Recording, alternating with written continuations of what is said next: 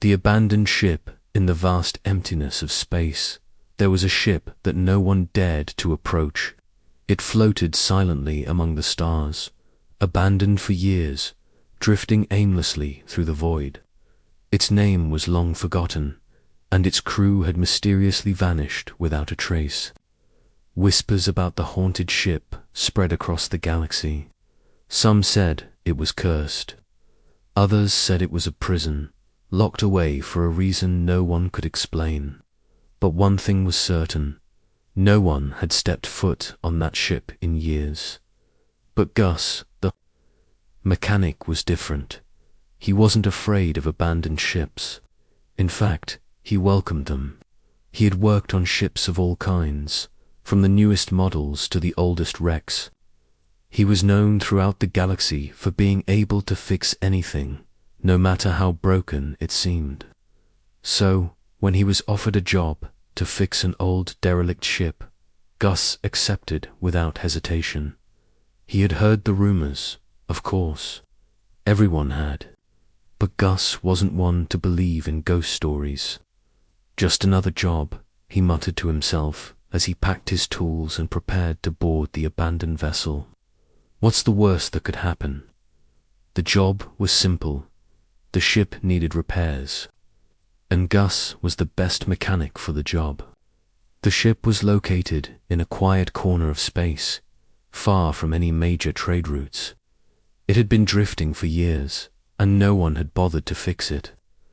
Gus was told that the ship had been abandoned due to some technical malfunctions. That was all. Nothing about it being haunted. Nothing about the rumors that floated around that as Gus's shuttle neared the ship. The first thing he noticed was how eerie it looked. It was large, with sharp angles and jagged edges, as though it had been built to intimidate. Its dark, metallic exterior had been battered by years of space travel, but it was still holding together.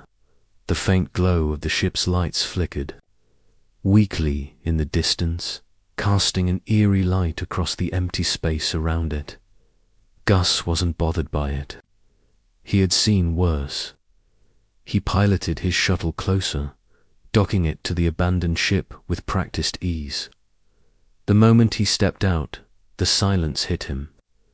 It wasn't the usual silence of a spaceship. It was something deeper, heavier.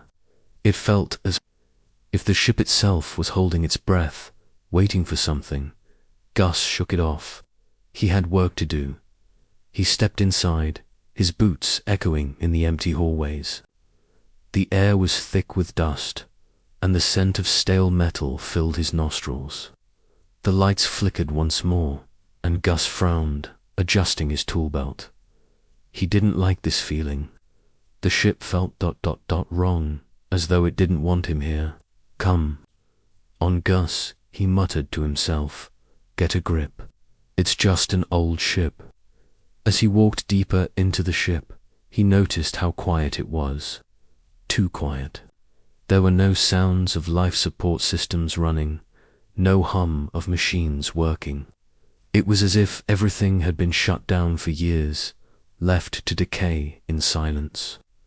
He checked the control panel, trying to bring the ship's systems online, but the buttons remained unresponsive. He tried again, this time flipping a few switches. But nothing happened. He grumbled under his breath, already tired of the slow start. Gus had seen many ships with malfunctioning systems, and he was certain he could fix this one, too. But the longer he spent in the cold silence, the more unnerving it became. The silence was, almost alive. It felt like something was watching him. Suddenly, there was a soft, almost imperceptible noise. A click, followed by a faint hum, as if something had just turned on. Gus froze, his heart beating faster than usual. He glanced around, but saw nothing. The sound had come from deep within the ship. He wasn't sure if it was just the ship's old systems coming to life or something else, but his gut told him it was something more. He took a deep breath and walked forward. The clicking noise grew louder as he moved through the narrow hallways. Then he saw an old control room at the far end of the corridor. The door creaked open, and the air inside was even colder than before. Gus stepped inside, scanning the room for any signs of life.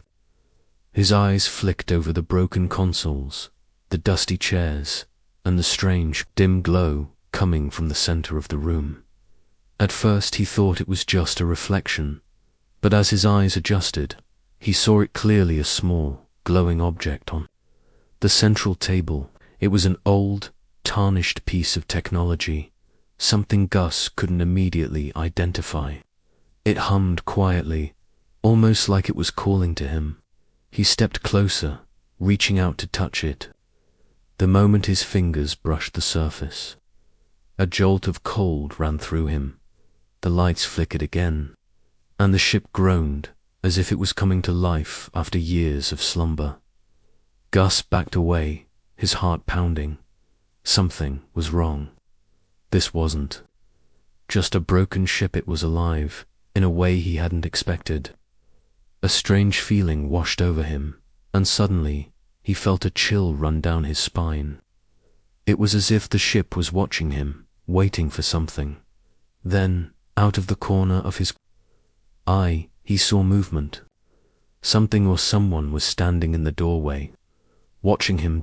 Gus spun around, but there was no one there. The lights flickered one last time, and the ship seemed to sigh. He was not alone. Uncovering the past, Gus stood frozen in the center of the dark, abandoned control room. The sudden feeling of being watched was too much to ignore. The lights flickered once more, casting shadows across the room. He turned quickly, but once again, there was nothing, just the eerie stillness that had settled over the ship. "Get it together, Gus," he muttered to himself. "It's just your imagination." But deep down, he knew something wasn't right. The air was thick, colder than it should have been, and the strange hum coming from the ship seemed to be growing louder. Gus tried to shake the feeling, but it was impossible to ignore. Every time he took a step, it felt as though the ship was reacting to his movements, almost like it was alive, breathing with him. He reached for his tool belt and quickly pulled out a scanner. The device beeped, signaling an active signal coming from the ship's core. Gus raised an eyebrow. He had assumed all systems were shut down, but the readings told him otherwise. Something on the ship was still working, hidden deep inside. "I'll figure this out," Gus said, trying to convince himself as he made his way down a narrow hallway. The ship creaked under his weight, the sounds of shifting metal echoing through the corridors. It was a long way to the engine room, but Gus wasn't about to turn back now. He was a mechanic, and this was his job. Whatever haunted this ship, he would fix it. The deeper he went into the ship, the more strange things began to happen. The lights dimmed and brightened in irregular patterns, and every step he took was met with the faint hum of something just out of reach. He began to notice strange markings on the walls, scratches that weren't from tools or equipment, but something far more deliberate, as if someone or something had tried to escape. Gus's heart rate picked up. "This isn't right," he thought, but he pressed on, ignoring the growing unease settling in his chest. Finally, he reached the engine room. The door was half open, and an unnatural cold air poured from within. Gus stepped inside, immediately drawn to the large machinery in the center of the room.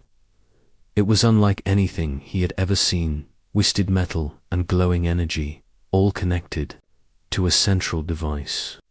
It pulsed with a strange rhythm, almost like a heartbeat. Gus approached cautiously, scanning the device with his tool. The readings were off the charts. This wasn't just a malfunction, it was something else entirely. It was almost as if the ship's heart was still beating. drawing power from the unknown. But as he studied it further, something caught his eye, a small faded plaque on the side of the machine. He wiped away the dust, revealing a name that sent chills down his spine: Project Leviathan. The words echoed in Gus's mind. Leviathan, he whispered. What the hell is this? He stepped back, the humming sound growing louder, filling the room. Suddenly, the ship shook. It wasn't just a minor tremor, it felt like the ship was awakening, reacting to his presence. Gus's heart skipped a beat. That's when the whispers started. They were faint at first, almost imperceptible. But they grew louder, more urgent, as if the ship itself was trying to communicate. Gus could hear voices, broken fragments of words, echoes of the past. He couldn't understand them, but he felt them, like a cold wind brushing past him. It was as though the voices were reaching out to him, warning him, get out, before it's too late. One voice whispered, another joined in, a woman's voice. They never should have awoken it. Gus's mind raced. What had they done here? What had happened to the crew? And why was this ship so different from anything he had ever seen? The ship shook again, harder this time. Gus stumbled, barely keeping his balance. Something was wrong. The engine was powering up on its own.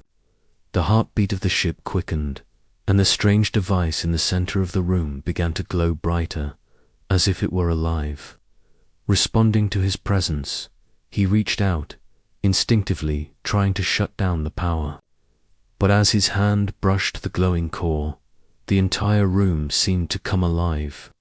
The lights flickered violently, and the walls trembled. Gus's heart pounded as the hum reached a deafening roar.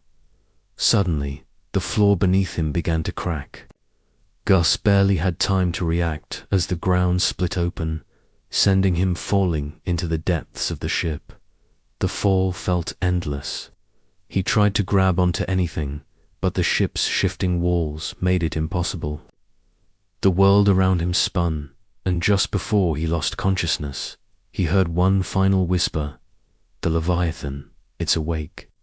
The ship's secret Gus awoke with a sharp jolt. His head throbbed, and his body ached from the fall. But what disturbed him more than the pain was the stillness. The deafening hum of the ship had stopped. Everything was silent, eerily silent. For a moment, he wasn't sure where he was. His vision blurred, and he had to blink several times to clear it. The air was cold and smelled of metal, but there was something else. Something sharp in the air that made his skin prickle. He was lying on the cold floor of a dimly lit corridor. The walls around him were cracked, with rust streaking down like veins in a dead body. The ship had definitely changed. It was no longer the quiet, abandoned wreck he had first entered. It felt like it was alive, breathing, responding to him. Gus. A voice whispered. His eyes shot open. Was that the ship's voice? No, it was softer than that, almost like a human voice, but weak and distant. The voice seemed to call from the walls themselves, coming from all directions. Gus struggled to his feet, his mind racing. He took a deep breath, trying to steady his nerves. The mechanical hum had returned, but it was different now, as if it was coming from deeper within the ship, from somewhere below. He hesitated, unsure of what to do next. The ship's eerie atmosphere was closing in around him, and the whispers were growing louder. Stay away, the voice warned again. This time, it sounded more urgent, more desperate. Gus clenched his jaw. He wasn't about to back down now. He had a job to finish. He had to fix the ship, and he needed to find out what had happened here. Whatever it was, he wasn't going to leave without answers. He followed the sound of the humming, making his way down the narrow, broken corridors. The walls seemed to shift as he walked, like they were alive, watching him with unseen eyes. The further he went, the more the ship felt like it was pulling him in, suffocating him with its cold, lifeless energy. Eventually, Gus found himself standing in front of a large, steel door. It was unlike any door he had seen before. Its surface was covered in strange symbols he didn't recognize. He felt a strange pull toward it, as if the door itself was calling to him. He reached for the handle, but the moment his hand made contact, the door slid open by itself, letting out a loud groan as if it hadn't moved in centuries. Inside, the room was massive, filled with strange, glowing machinery. It was a control room, but unlike anything Gus had ever encountered. The walls were lined with massive screens, most of them cracked or covered in dust. But in the center of the room, there was a large, spherical object pulsating with a strange, sickly light. Gus stared at it, his heart racing. This was at the heart of the ship, the source of the power. It was the Leviathan. Gus felt a strange chill run down his spine. This was no ordinary piece of technology. It was something far older, far more dangerous. It hummed, almost like it had a mind of its own, responding to Gus's presence. The symbols on the walls seemed to glow brighter as he stepped closer, as if they recognized him, as if they were waiting for him. He couldn't help himself. He stepped closer, his hands shaking, drawn by an unexplainable force. The ship, the Leviathan, seemed to come alive the moment he touched it, and in that instant, everything changed. The lights in the room flared to life, and the walls trembled as the ship groaned, like a waking beast. Gus stumbled back, startled, but the light from the sphere grew brighter, blinding him. Then everything went black. When Gus opened his eyes again, he wasn't in the control room anymore. He was somewhere else, somewhere darker. The air was thick, suffocating. He could barely breathe. The walls were pulsating, glowing with the same sickly light as the sphere. But now, there were dozens of faces staring at him from the walls, their eyes hollow, lifeless. They weren't real, but Gus could feel their presence, their pain. The voice spoke again, but it wasn't from the walls anymore. It was, inside his mind, "You shouldn't have awakened us." The voice whispered, and Gus felt a cold hand grasp at his soul. The Leviathan ... is not a machine, it is us. Gus's heart pounded in his chest. The truth was unraveling before him. The ship wasn't haunted. It was a prison for something ancient, something alive. The crew hadn't disappeared. They had become part of the Leviathan, trapped inside its machinery, and now it wanted more. The walls seemed to close in around him. The ship was alive, and it was hungry. It wanted Gus with all his strength. Gus forced himself to move, backing away from the glowing walls. He could hear the whispering voices, now hundreds of them, all calling to him, pleading for release. He had to escape. He had to get back to the surface, to get off the ship before it consumed him like it had the others. But as he turned to run, the door slammed shut in front of him. The ship had sealed him inside. Gus was trapped. The final confrontation. Gus's chest tightened as he stood in the darkened room, his back against the cold, pulsating walls. The whispers were louder now, swirling in his ears, voices of the long-lost crew, their souls bound to the Leviathan. It was no longer just a ship. It was a living, breathing entity, a prison of forgotten minds. Trapped for eternity, he had to get out. Every instinct in Gus told him to run, but the door was shut tight, and the walls were closing in, shifting. as though the ship itself was alive, aware of his every move. The ground beneath his feet trembled, and the humming from the Leviathan grew stronger, vibrating through his body. The ship was awakening fully now, and with it, the power that had been locked away for so long. The sphere at the center of the room glowed even brighter, now pulsing rhythmically like a heart, and the air felt charged with electricity. Gus could almost feel the heartbeat of the ship, and he realized something terrifying. The Leviathan wasn't just alive. It was feeding off of him. The more fear he felt, the stronger the ship became. "You cannot escape." The voice came from the walls, from the very air around him. It was no longer just a whisper, but a powerful, commanding presence that echoed through his mind. Gus staggered back, his hands trembling. He had no way of fighting it. The Leviathan was too powerful, but he wasn't ready to give up, not yet. A thought struck him. He had to destroy the core, the source of the Leviathan's power. But how? He wasn't sure if he could fight something this old, this terrifying. His mind raced, searching for an answer. Then he remembered something. The strange device he had seen earlier, the one with the markings, it had to be connected to the sphere. Maybe it wasn't just a source of power. Maybe it was the key to stopping the Leviathan. He turned to face the glowing sphere. It felt like the entire ship was watching him, waiting for him to make his move. The voices were overwhelming now, all speaking at once, urging him to stop, to leave before it was too late. But Gus couldn't back down. He ran toward the center of the room, his heart pounding in his chest, and reached for the sphere. The moment his fingers made contact, a jolt of energy shot through him, and he gasped in pain. It felt as though the ship was trying to pull him into it, like it was sucking his very soul out. But Gus didn't stop. He pressed harder, trying to break the energy field that surrounded the sphere. Then the walls trembled violently. A low growl echoed from the depths of the ship, a sound of pure rage.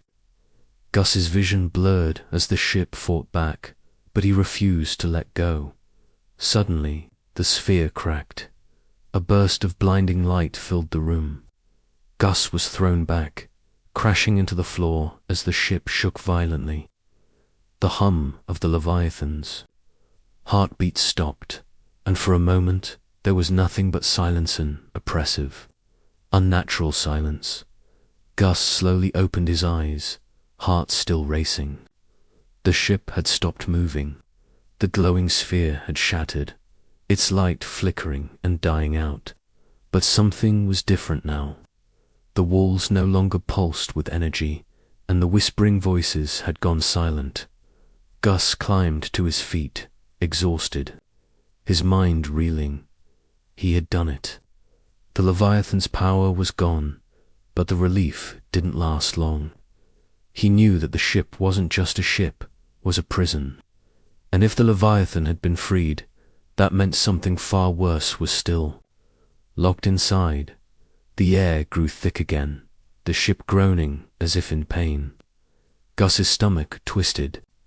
Something else was stirring beneath the surface. Something even more ancient and dangerous than the Leviathan. Suddenly, the walls shifted again, and a deep, thunderous roar shook the entire ship. Gus turned around, eyes widening. From the shattered remains of the sphere, something was emerging. It was massive, towering, and covered in dark, glowing veins, like a creature that had been sealed inside the ship for centuries, waiting for its time to rise. The creature was not human. It was something far older, an abomination of twisted metal and flesh. Its eyes glowed with a malevolent light, and its enormous limbs moved with unnatural speed. Reaching out for Gus, he turned and ran, his heart racing as the creature gave chase. The ship's corridors seemed to stretch on forever, the walls closing in as if they were alive, narrowing his escape. Gus could hear the creatures roar behind him, growing louder with every step. His mind raced. He had to get out of the ship. He had to find a way to stop it. But the creature was closing in. The ship had turned into a deadly maze, and Gus knew that every second counted.